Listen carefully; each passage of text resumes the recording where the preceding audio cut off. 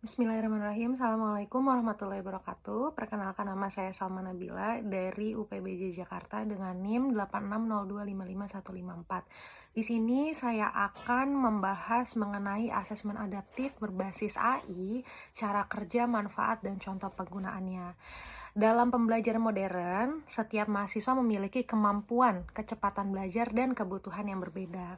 Karena itulah, asesmen adaptif AI hadir untuk memberi pengalaman evaluasi yang lebih personal dan akurat.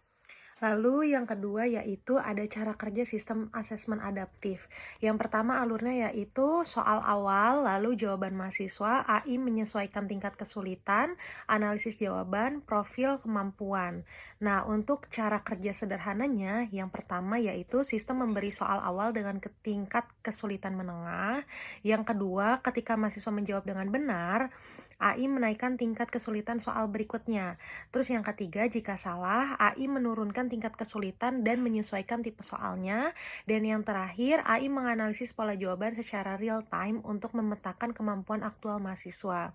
Hasil akhirnya bukan hanya skor, tetapi profil kompetensi yang jauh lebih detail, seperti kemampuan, konsep tertentu, tipe kesalahan yang sering dilakukan, dan rekomendasi materi yang perlu diperkuat.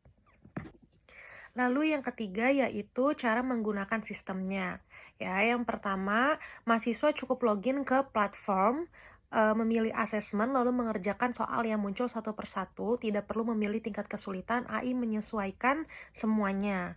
Lalu yang kedua, dosen hanya perlu memilih bank soal atau menggunakan soal otomatis dari AI, lalu menugaskan asesmen kepada kelasnya. Hasil analisis akan langsung muncul dalam bentuk grafik dan insight ya.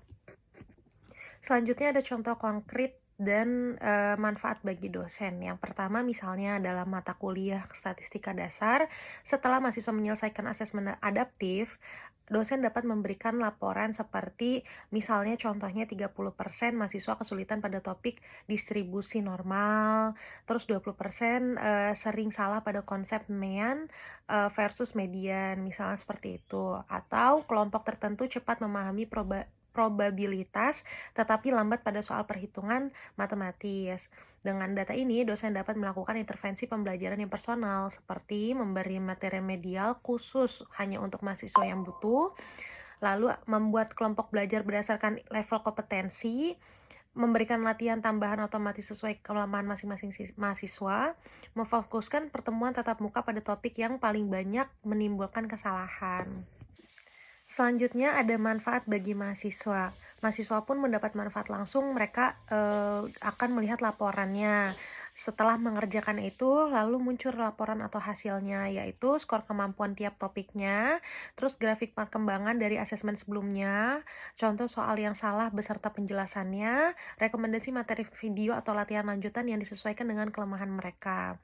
Dengan begitu, mahasiswa dapat mengevaluasi kemajuan belajar secara mandiri, mengetahui apa yang harus diperbaiki, dan mereka belajar lebih efisien.